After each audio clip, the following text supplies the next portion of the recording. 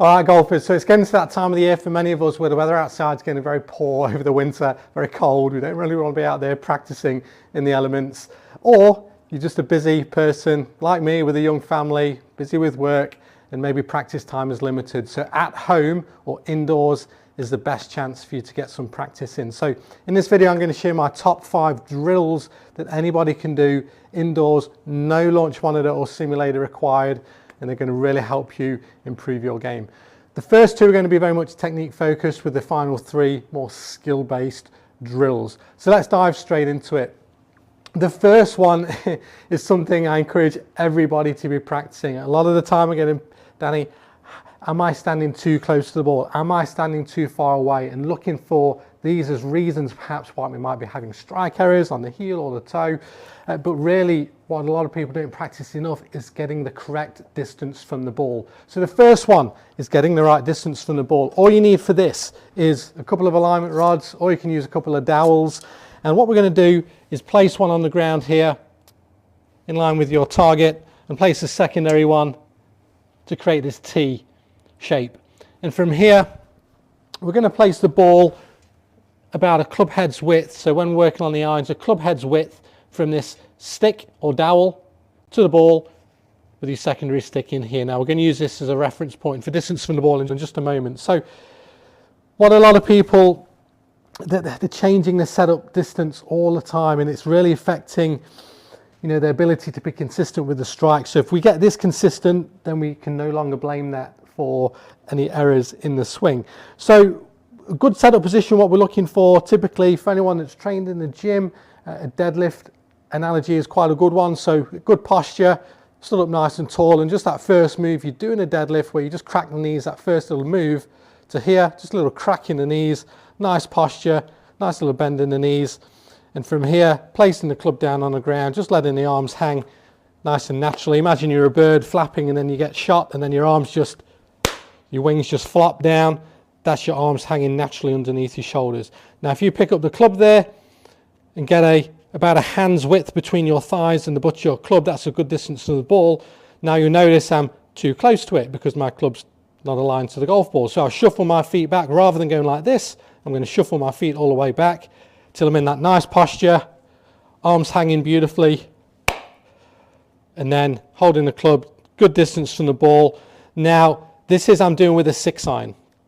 So what you do here, now you've got a good position with your 6-iron, and you can start to use this alignment rod as a marker. So get a piece of tape or a permanent marker, get a little bit of tape there, and just place that where you're stood here for your 6-iron. So now that becomes my 6-iron. You could ride a 6-iron on there, whatever you want to do. But now when you're practicing with this same setup, you now know that that's the right distance from the ball for a 6-iron. So from there, you know, you've got to be in a position to really have a consistent setup. And if you strike it poorly there, you know it's not your setup. And then I would encourage to do your most lofted club. So in my case, it's my 58 degree. So I'm going to pick out my 58 degree wedge and do the exact same thing. So from here, I'm going to place the ball a club head's width from the alignment rod. And now I'm going to do the same thing with my setup. Let my arms hang, good distance from the ball, and just getting to a point where, you know, you've got all those 3 pieces and the ball's aligned in the middle of my club face. Now I know this is great for a full swing with my lob wedge. So now I'll get the marker pen or the tape again and just mark it here. And now I've got a reference point now for my lob wedge. And then finally I jump in and do the driver. So now you've got a range from the middle of your bag to the top end to the bottom end of your bag. Grab yourself a tee, and for this the driver head's obviously bigger, so you do the same thing, club head's width from the alignment rod, place the ball on a tee, and obviously it's going to be a bit further away now, but then from there you do the same idea, same setup, same posture. Now with the driver, typically you might have a slight bit of more reach with the arms, but you're still going to have that gap through here. Typically I like to set up just ever so slightly out the toe with the driver, given that all else being equal, as we hit off the tee and the club rises, it'll actually move it more towards the centre. So if you set up in the middle, all else being equal, we start to move it towards the heel at impact. So I like to set up ever so slightly out of the toe. Now you've got this good distance from the ball, and you do the same thing. You'd get the tape, and then you'd mark it here.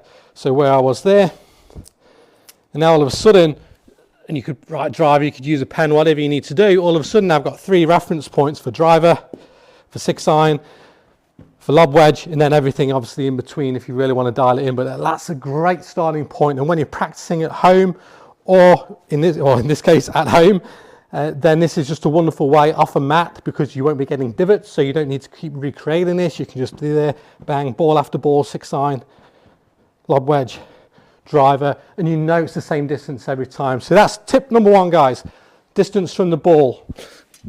Tip number 2 is impact fix. So we're really trying to improve our impact position. So what we're going to do for that is just train impact. So understanding simply what is the difference between setup and impact. Now, this would be setup, impact would be hips opening a little bit, pressure forward in this nice little bit of shaft lean. So setup, impact, setup, impact. Now it's just a great one to train at home when you haven't got to pay for your golf balls. You can just hit some small swings and then build it up to full swings, just feeling what impact's like. So what I'd encourage is take your normal setup position, put yourself into impact, setup, impact, and just feel what that's like. And from there, you can just do a little half swing back, recentering yourself and through, and just getting a little sensation of what impact feels like. So setup, impact, little backswing, and through,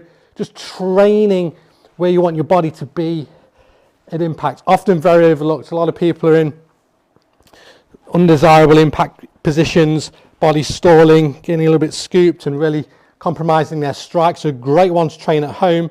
Setup, impact, half swing through. And then over time, you can build that into a full swing as well. So set up, impact, all the way to a full swing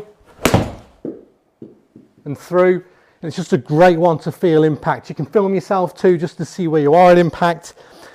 You can also, if anybody that has the Hack Motion wrist sensor training aid, you can also utilize that here. Numerous drills that we've got to work on impact. I really like this dynamic transition drill where, now I've already calibrated this, but it's very easy to do. If I was to recalibrate here, 45 degrees, bang, we're ready to go. And so from here, we're just going to do a little swing where we swing halfway back, lead on parallel, and then through, and just see if we can get some good impact conditions with the wrist. And you'll see there with the green tick and the ping that I was in a good impact position with the wrist. Again, so you're just training impact. Now, you know if you get it wrong, and you get a little bit scoopy, a little bit weak at impact, you'll start to get that sound. So having some feedback is another great way to train impact. So great one there, guys. A couple of technique-based drills to start with. Now we're going to jump into some skill-based training, again, that anybody can do, no simulator required. I'm going to turn this off in a moment just to demonstrate. All you need for this is a bit of masking tape or something similar, and some strike spray or some foot spray, Dr. Scholl's foot spray, something like that, or some tape that we can put on the face. The first one is going to be simply working on strike location, whereabouts on the face we're hitting the golf ball. Now, you can do this with any club. Again, I'm just going to jump in here with my 6-iron. I'm just going to put a bit of spray on the face. So all we need to do, a little light coating, let that dry there. And I think there's so many different ways you could train this. You could just be hitting golf balls and just seeing where it's coming out. Just firstly understanding, where am I hitting it? Because without that awareness, how do you know? How do you know? So a lot of people, for example, if the ball's going off to the right due to strike, they'll often think it's off the toe. But when it actually, in fact, it's actually hit the heel first and then bounced off the toe. So it goes like this, boom, and then hits the toe last. So it goes right, they feel it off the toe at the end and they immediately think it's off the toe. But it's not. That's just one example with poor awareness, or if you don't know actually what's happening, then how can you correct that? So let's just get some awareness, stage one. Just hit some shots and just see, oh, where am I hitting it on the face? So you can take your normal setup here, good distance from the ball as we've just trained, and then from there, just hitting some shots. You see that one there, my wrist went very good. But you see a little bit out the toe. And so that's one way to, just understand where you're hitting the shots. And again, it's another one, just see where it comes out.